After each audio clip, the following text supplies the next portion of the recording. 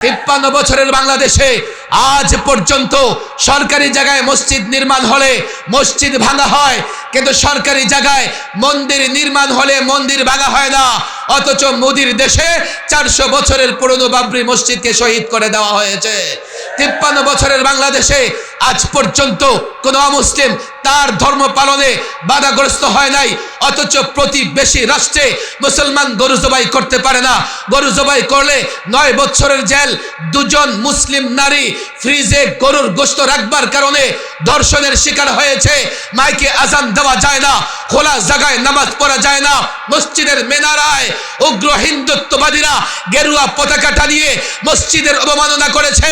তাদের দেশে সংখ্যালঘু নির্যাতিত হয়, অথচ তারা বাংলাদেশের বিরুদ্ধে অপবাদ চালিয়ে যাচ্ছে।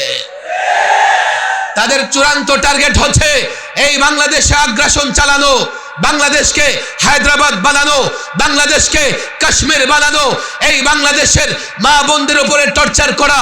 আমি বলি, এ মুসলিম যুবক, তুমি ইতিহাস জানো না? পৌত্তলিক, কাফের, বেঈমান পৃথিবীতে যত দেশে আক্রমণ চালিয়েছে সবার আগে নির্যাতন করেছে মা বোনদের উপরে।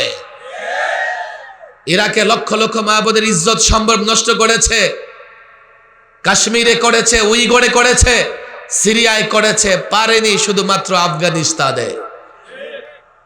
কেন পারেনি জানেন? আফগানিস্তানি যুবকদের আত্মমর্যাদা আছে। 20 বছর আমেরিকা বোমা ফেলেছে আফগানিস্তানে, পুরো আফগান তামাতামা করেছে। এমন কোন বোমা, এমন কোন মিসাইল নাই আমেরিকা নেটো আফগানে নিক্ষেপ করে দেয়। এক বোমা পাহাড়ে ফেলেছে, এই বোমা পাহাড় ভেদ করে নিচে গিয়ে পাথরের পাহাড়টার আকাশের দিকে তুলে ফেলেছে। তালেবান 20 বছর লড়াই করেও হার মানে নাই। আল্লাহ তাদের সহযোগিতা করেছেন। 20 বছর পরে তারা যখন প্রতিরোধ যুদ্ধ নতুন করে শুরু করেছেন, আমেরিকার নেটো বাহিনী লুঙ্গি গামছা নিয়ে পালাবার পথ খুঁজে পায় না। বাংলাদেশে তা আগ্রাসন চালাতে চায়। এই বাংলাদেশকে আমার হেফাজত করতে হবে, এই ভূখণ্ডকে আমাকে হেফাজত করতে হবে। কেন করতে হবে? আমি এই ভূখণ্ড পেয়েছি ইসলামের জন্য। অনেক কথা আপনাদের ধৈর্য হবে না। আমরা বাংলাদেশ পেয়েছি ইসলামের কারণে, এই দেশটা মুসলমানের। বলবেন তাহলে হুজুর হিন্দু বৌদ্ধ খ্রিস্টান দেশ থেকে চলে যাবে? না, কাউকে দেশ থেকে যেতে হবে না। আমরা সহনশীল, আমরা সহনশীল, সকলের সঙ্গে মিলে মিশে আমরা এই দেশে বসবাস করতে চাই। তবে মনে রাখবেন, দেশটা পেয়েছি ইসলামের জন্য। 47-এ ভালো করে বুঝবেন, আমরা যদি ইসলাম প্রতিষ্ঠা করতে না চাইতাম, আমরা যদি সংখ্যাগরিষ্ঠ মুসলিম না হতাম, 47-এ আমরা এই ভূখণ্ড পেতাম না। আমরা হয়তোবা থাকতাম দিল্লির সঙ্গে। কেমনে? ক্যালকাটা হয়ে, আসাম হয়ে আমরা দিল্লির অধীনস্থ থাকলে 47-এ এই ভূখণ্ড না পেলে 71-এ আমরা এই ভূখণ্ড স্বাধীন করতে পারতাম না। 47-এ আমরা ভূখণ্ড কেন পেয়েছি? বাসার জন্যে? কেন? এই যে 2 মেরুতে 2টা রাষ্ট্র, মাঝখানে 2000 কিলোমিটার, এই 2 মেরুতে 2টা অংশ একটা রাষ্ট্র কেমনে হইল? আমাদের ভাষা এক। আমাদের ভাষা কি? বাংলা। আর তাদের ভাষা কি? আমাদের তাদের খাবার দাবার এক। আমরা মাছে ভাতে বাঙালি, আর ওরা রুটি গোশত খায়। আমাদের আর তাদের দেহের কালার এক। আমাদের বাঙালিরা সোনালী কালারের, গোল্ডেন, আর তারা সাদা রঙের। ভাষাও একটা, তারপরে বডিও একরকম নয়, তারা অনেক লম্বা চৌড়া হয়। তাদের আমাদের দেহের রঙও এক না, তারপরও 2টা অংশ একটা রাষ্ট্র হয়েছে। কেন? ইসলামের জন্য। কথা ঠিক না বেঠিক? আমরা রাষ্ট্র পেয়েছি ইসলামের জন্য, আমরা ভূখণ্ড পেয়েছি ইসলামের জন্য। এই যুবক, যদি এই ভূখণ্ড হেফাজত করতে হয়, ইসলাম ছাড়া, ঈমান ছাড়া এই ভূখণ্ড হেফাজত করা যাবে না। আমরা ইসলামের জন্য এই ভূখণ্ডকে হেফাজত করব, আমরা ইসলামের জন্য এই ভূখণ্ডকে রক্ষা করব। আর এই ভূখণ্ডকে রক্ষা করব এই জন্যে যাতে আমরা পৌত্তলিক দ্বারা আগ্রাসনের শিকার হয়ে গোলামের জিনজিরে আবদ্ধ না হয়ে যায়। কথা ঠিক না বেঠিক? অনেক কথা আমি এই বিষয়গুলো শুধু আপনাদের সামনে বলি এমন না, টেলিভিশন টক শোতে একাডেমির আমি চ্যালেঞ্জ করেছি। আমি বলেছি, এই রাষ্ট্র পেয়েছি ইসলামের জন্য। পৃথিবীর কোনো শিক্ষিত মানুষ থাকলে, কোনো পণ্ডিত থাকলে, অ্যাডভোকেট, বিচারপতি থাকলে আমার চ্যালেঞ্জ গ্রহণ করো। তারা সেই চ্যালেঞ্জ গ্রহণ করতে পারবে না, কেননা তারা আমার ইতিহাসকে মিথ্যা প্রমাণ করতে পারবে না। 47-এ এই ভূখণ্ড পেয়েছি, এই পূর্ব পাকিস্তানের ভূখণ্ডে স্বাধীনতার পতাকা উত্তোলন করেছিলেন একজন আলেম মাওলানা জফর আহমদ ওসমানী। পশ্চিম পাকিস্তানে স্বাধীনতার পতাকা উত্তোলন করেছিলেন আরো একজন আলেম মাওলানা শাব্বির আহমদ ওসমানী। 47-এ ভূখণ্ড পেয়েছি বলে 71-এ পাকিস্তানের জালেম শাসকদের বিরুদ্ধে লড়াই করে এই ভূখণ্ডকে আমরা স্বাধীন করেছি। কেউ বলে না শুধু 71 বলেন, 47 বলার দরকার নাই। আমি বলি তাহলে বাবার পরিচয় দিলা, দাদার পরিচয় দিলা না, অথচ দাদা না হলে তোমার বাবা হতো না। কেউ যদি শুধু বাবার পরিচয় দিতে পারে সে নিজে জারজ সন্তান হবে না, কিন্তু দাদার পরিচয় দিতে না পারলে বাবাকে জারজ হওয়া থেকে বাঁচাতে পারবে না। আমি প্রজন্মের যুবকদের বলি, যারা ইসলাম ইমান মানে তারা ইমানবাদী। কথা ঠিক না বেঠিক? আর ইমান ইসলাম ছাড়া এই ভূখণ্ডকে হেফাজত করা যাবে কেন? দেখেন, বস্তুবাদী চিন্তা করবে কি জানেন? হায় হায়, ভারত আমার দেশে আগ্রাসন চালাবে, আমি নতজানু হয়ে যাব, গোলাম হয়ে যাব। কেন? ভারতের বস্তু আসবাব বেশি, তাদের অস্ত্র সংখ্যা বেশি, তাদের দেশ কত বড় দেশ, তাদের সেনাবাহিনী বড়। সে ভারতের বিরুদ্ধে লড়াই করে বাংলাদেশকে হেফাজত করতে পারবে না, সে গোলামীর জীবন যাপন বাছাই করে দেবে। আর যারা ইমানবাদী, আমি তো পরিষ্কার বলি, সে ভারত হোক আর ইসরায়েল হোক, যারা ইমানবাদী আল্লাহর উপর ভরসা করে এই ভূখণ্ডকে হেফাজত করবে, তারা হেফাজত করতে পারবে। আপনি বলবেন চাপা মারতেছেন, আপনারা রাষ্ট্রকে হেফাজত করতে পারবেন না। আরে আমি বলি না, নরেন্দ্র মোদীকে জিজ্ঞেস করো, বাংলাদেশের বিরুদ্ধে এজন্যই ষড়যন্ত্র করে। নরেন্দ্র মোদী জানে এদেশের ইমানদাররা চাইলে এই ভূখণ্ড হেফাজত করতে পারবে। এজন্যই তো 16 বছর পত্তলিক মূর্তি পূজারী শাসক আমাদের উপর চাপিয়ে দিয়ে আমাদের ইমান ধ্বংস করবার ষড়যন্ত্র করেছে। নরেন্দ্র মোদী, কসাই মোদী জানে একজন মোহাম্মদ বিন কাসেম যদি আরব থেকে দিল্লি পর্যন্ত যুদ্ধ করে লড়াই করে দিল্লিতে ইসলামের পতাকা উড্ডীন করতে পারে, এই বাংলাদেশে 17 বছরের হাজারো মোহাম্মদ বিন কাসিম আছে, এই বাংলাদেশে হাজারো যুবক আছে যারা বীর, যারা সৈনিক, যারা সাহসী আলেমরা যদি তাদেরকে ইমানি বলে বলিয়ান বানাতে পারে, তাদের জাগ্রত করতে পারে, শুধু ঢাকায় নয় দিল্লিতে ইসলামের পতাকা উড়বে।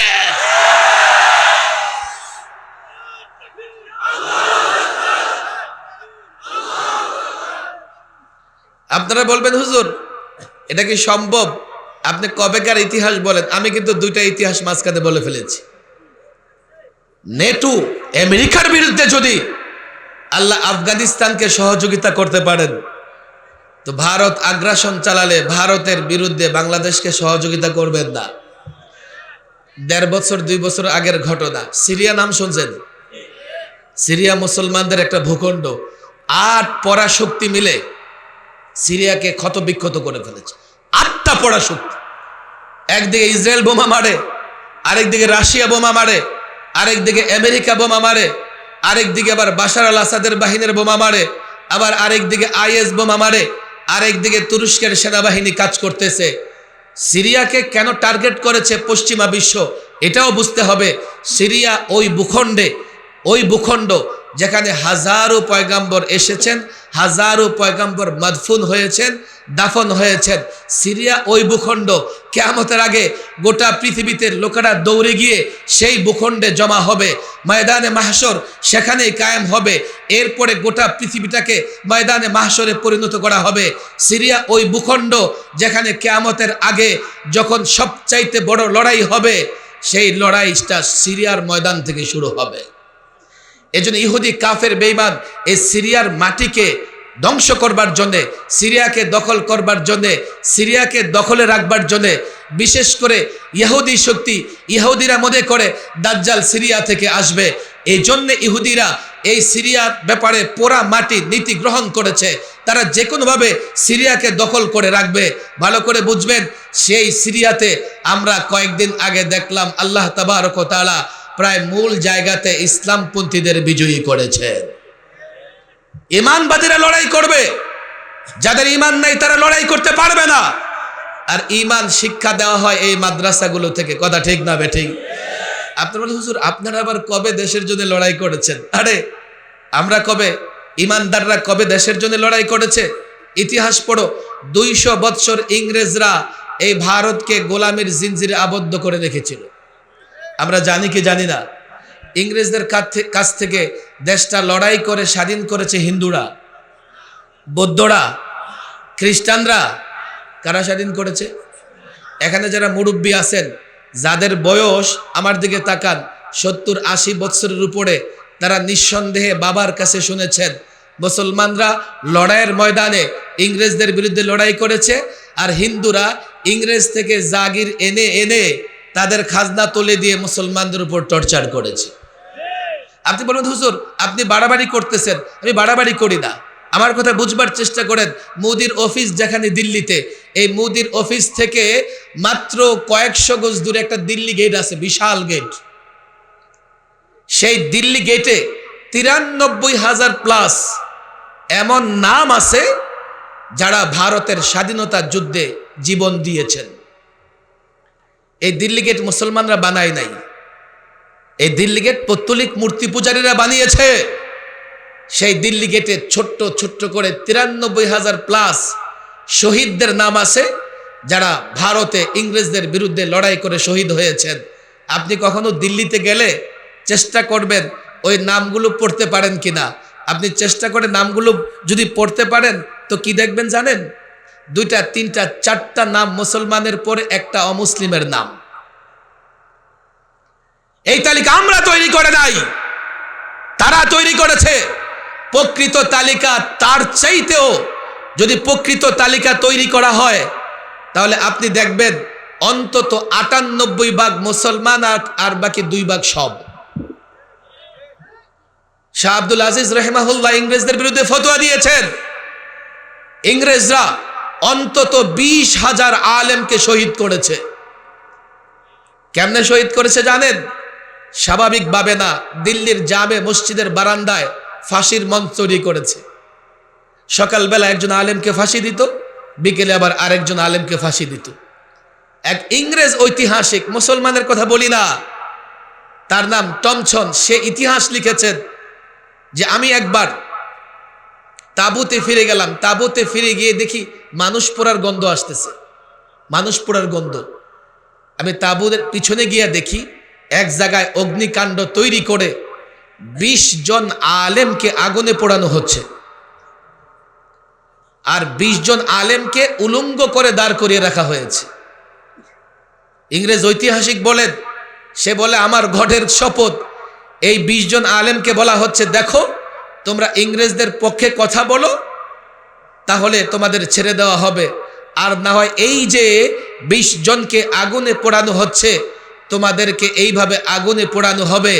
ইংরেজ ঐতিহাসিক বলেন চোখের সামনে 20 জন আলেমকে আগুনে পুড়তে দেখেও বাকি 20 জন আলেম রাজি হয় নাই, তারা ইংরেজদের পক্ষে কথা বলবে। ভারত স্বাধীন করেছে মুসলমানেরা, আলেমদের নেতৃত্বে করেছে। কে বলেছে এই মাদ্রাসাগুলো এমন এক দুর্গ, শুধুমাত্র এই মাদ্রাসাগুলো যদি পরকালে কাজে লাগতো কাফের বেঈমানরা এই মাদ্রাসাগুলোর বিরোধিতা করতো না। তারা জানে, আমি তো পরিষ্কার বলি, নরেন্দ্র মোদী, কসাই মোদী, ইহুদি, ইসরায়েলিরা যদি বাংলাদেশে আগ্রাসন চালায়, আমি পরিষ্কার বলি, হে যুবক, তুমি তোমার নেতার কথা হয়তো বা শুনবে, তুমি তোমার দলের আনুগত্য করবে, দেশের পক্ষে লড়াই করবে না। মাদারেসে কওমিয়ার ছাত্র শিক্ষক যারা মাদারেসে কওমিয়াকে মহব্বত করে, আল্লাহর কসম দেশ আগ্রাসনের শিকার হলে সবার আগে তারা রণাঙ্গনে যুদ্ধের ময়দানে ঝাঁপিয়ে পড়বে।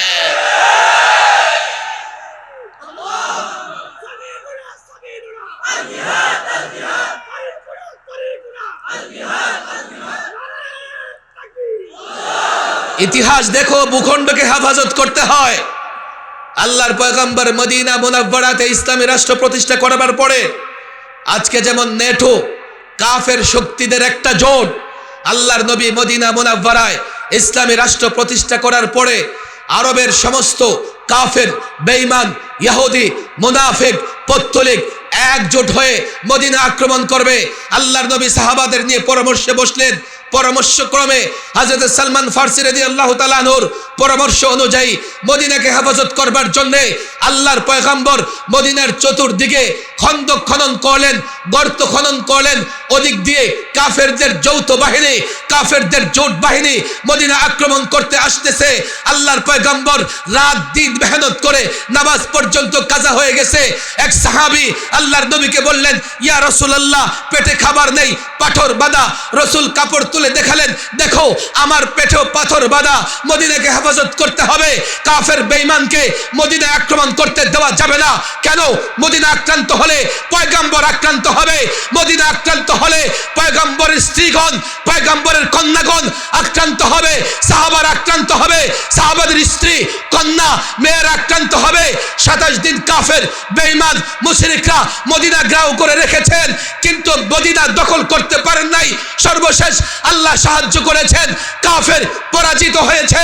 1500 বছর পরে এ যুবক, আমিও বলি, কাল বাংলাদেশ আক্রান্ত হলে আমি কোনো কিছু জানতে চাই না, দলীয় পরিচয় জানতে চাই না, বংশ পরিচয় জানতে চাই না।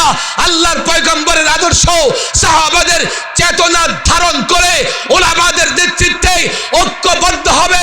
কেন? কেন বাংলাদেশ আক্রান্ত হলে তোমার মা আক্রান্ত হবে, বাংলাদেশ আক্রান্ত হলে তোমার বোন আক্রান্ত হবে, বাংলাদেশ আক্রান্ত হলে তোমার মেয়ে আক্রান্ত হবে, বাংলাদেশ আক্রান্ত হলে মসজিদ আক্রান্ত হবে, মাদ্রাসা আক্রান্ত হবে। আল্লাহর কসম, আফগানিদের মতো, তালেবানদের মতো বাংলাদেশ যদি আক্রান্ত হয়, শেষ রক্ত বিন্দু দিয়ে বাংলাদেশ হেফাজত করবার জন্য যে কোনো তাগুতি শক্তির মোকাবেলা করতেই হবে।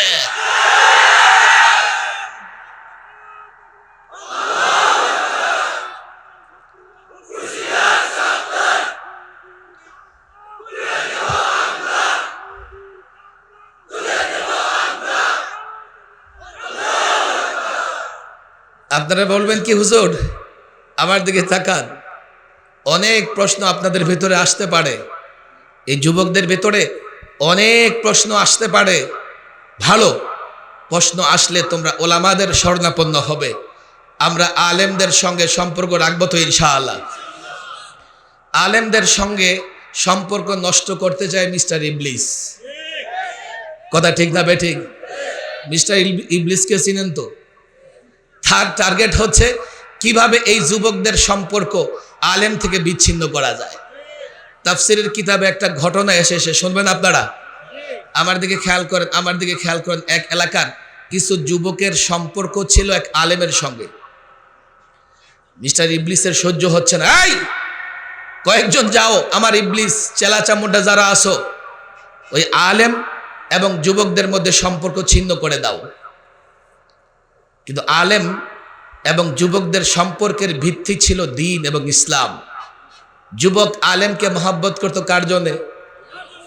ইবলিসের চেলা চামুন্ডারা অনেক কষ্ট করে সম্পর্ক ছিন্ন করতে পারতেছে না। খেয়াল করেন, ওরা ফেরত আসছে। মিস্টার ইবলিসকে আমি আগেই জানতাম তোরা পারবি না, আমারই যেতে হবে। এবার মিস্টার ইবলিস গেছে, গিয়া যুবকরা একটা প্রশ্ন করতেছে। কি প্রশ্ন জানেন? এই যুবক, এই মৌলবী তোমাদের মাথা নষ্ট করতেছে। আমরা মৌলবীরা বলে যুবকদের মাথা নষ্ট করি। কেমনে মাথা নষ্ট করে?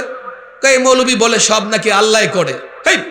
আল্লাহ যদি সব করে, তো তুমি যদি ব্যবসা না করো, আল্লাহ তোমার ঘরে খাবার দিয়ে যাবে। তুমি যদি ব্যবসা না করো, চাকরি না করো, আল্লাহ তোমার ঘরে খাবার দিয়ে যাবে। তুমি যদি জমি চাষ না করো, আল্লাহ তোমার ঘরে ফসল দিয়ে যাবে। এই মৌলবীরা তোমাদের মাথা নষ্ট করতেছে, মৌলবীর কথা শুনো না। যুবক কয়, না আমি মৌলবীর কথাই শুনব। কয়, তাহলে তুমি আমার একটা প্রশ্নের উত্তর দাও। কয়, কি প্রশ্ন?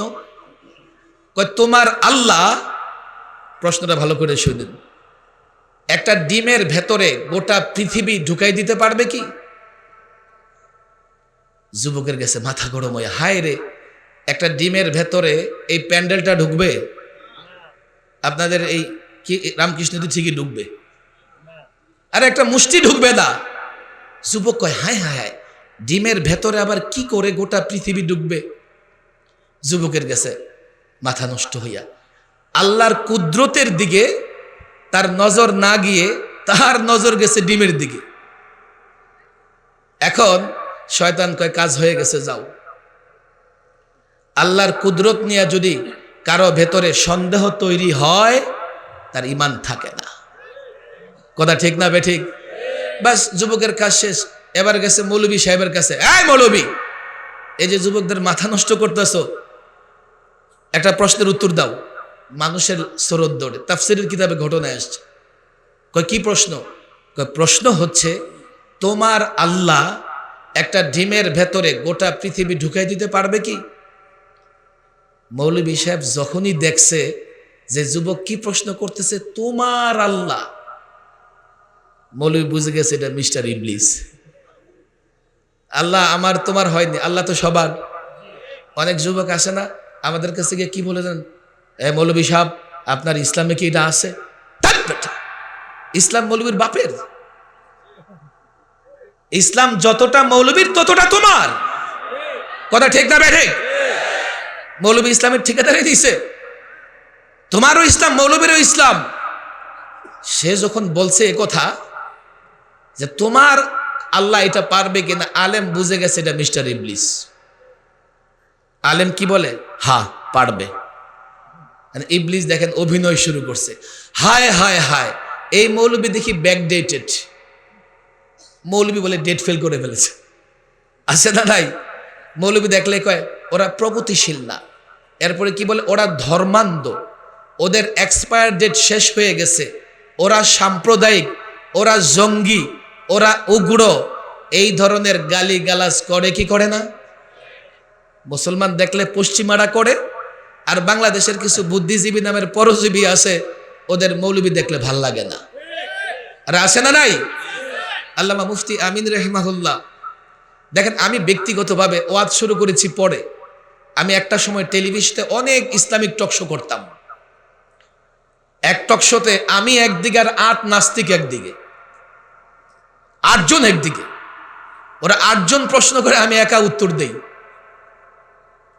আলেম ওলামাদের দোয়া এমন হইছে যে 8 জন প্রশ্ন করে ক্লান্ত হইছে, আমি উত্তর দিয়ে ক্লান্ত হই নাই। এখনো সার্চ করলে পাবেন, এটা হয়তো কোনো টেলিভিশনের ইয়াতে আসে। আল্লামা মুফতি আমিন রহিমাহুল্লাহ একটা ঘটনা বলতেন যে এক মাদ্রাসার ছাত্র ওই হাউজে বসে উজু করতেছে। তো কিছু মানুষ আছে মৌলবী দেখতে পারে না। এই মৌলবী কি করো? তো মৌলবী কয় কি করুম, আর উজু করতেছি। উজু করে কেন, আর কোনো কাজ নাই? চিন্তা করেন, না উজু করি, একটু পরে নামাজের সময় হবে। কয় শুধু তো খাওয়ার ঘুমাও আর কাপড়ের দাম বাড়াও। মৌলবী সাহেবরা বলে কাপড়ের দাম বাড়ায়, ওই যে বড় বড় জুব্বা পড়ে আর ওরা শর্টকাট পড়ে, মৌলবীরা বলে কাপড়ের দাম বাড়ায়। এই মৌলবী বলো হাউজে কয় বালতি পানি আছে? আচ্ছা বলেন দেখি, জিন্দিগিতে কেউ তার বাড়ির হাউজের পানি মাইপা দেখছে? দেখেন আপনাদের বাড়িতে যে হাউজ আছে, কয় বালতি পানি বলতে পারবেন? এমন প্রশ্ন কেন করছে? সে মৌলবীর ঠেকাইতে চায়। কিন্তু মৌলবীটাও ছিল এমন, আচ্ছা কয় বালতি পানি আছে? আপনি আগে বলেন আপনার বালতি কত বড়? এ বালতি ছোট বড় আছে না নাই? একেবারে 2 লিটার থেকে 100 লিটারের বালতি আছে না নাই? আপনি আগে বলেন বালতি কত বড়। বালতি যত বড় ওই হিসাবে হাউজের পানি কি করা হবে? যদি আপনার বালতি এই হাউজের মতো বড় হয়, তো কয় বালতি আছে? হিসাবটা হয় নাই। যদি হাউজের অর্ধেক হয়, হাউজের 3 ভাগের 1 ভাগ হয়, 4 ভাগের 1 ভাগ হলে, এবার আপনি বালতি মাপেন, এরপরে হাউজের পানি মাপেন, যা মাপেন। ইবলিস কো হায় রে মৌলবী, এই যুবকদের মাথা নষ্ট করতেছো, কি বলতেছো এগুলা? ডিমের ভেতরে গোটা পৃথিবী ঢুকে যাবে। ইবলিসও কিন্তু জানে যে আল্লাহ চাইলে পারে। কথা ঠিক না বেঠিক? সে মৌলবীকে ঠকাইতে চায়, ঠেকাইতে চায়, এই জন্য অভিনয় শুরু করে দিস। আমরাও দেখেন মাশাআল্লাহ, আপনারা তো দিনদার শ্রেণী, এই জন্যে মাহফিলে আসছেন। আমি অনেক নাস্তিকের মোকাবেলা করছি টেলিভিশন টক শোতে। একবার এক নাস্তিক ছিল যার নাম শাহরিয়ার কবির, আসনা পলাইছে, থাকার তো কথা না। কথা ঠিক না বেঠিক? আল্লাহ মাফ করুক, 71-এ করেছে মুরগি চুরি, আর এই দেশে হয়ে গেছে মুক্তিযোদ্ধা। আছে না নাই? ওর সঙ্গে টকশো হয়েছে আমার, কি উদ্ভট উদ্ভট প্রশ্ন করে, উদ্ভট টাইপের প্রশ্ন করে। আমাদের একবার ওই যে কিছু পাঠ্য বই হাতে নিয়ে এসে বলতেছে যে অতে উজু করি, এরপরে ওতে ওড়না পড়ি, এগুলো সব মৌলবাদী সাম্প্রদায়িক। উজু করি কেন আসলো? অতে অজগর আসবে, অতে অজগর আসলে তার সমস্যা নাই, অতে উজু করি আসলে সমস্যা। তার ভেতরে ইসলাম আছে না নাস্তিকতায় ভরা? অনেক নাস্তিক বাংলাদেশেও আছে যারা আমাদের শিক্ষিত সমাজকে অনেক প্রশ্ন করে তাদেরকে ঈমান হারা করবার ষড়যন্ত্র করতেছে, আছে না নাই?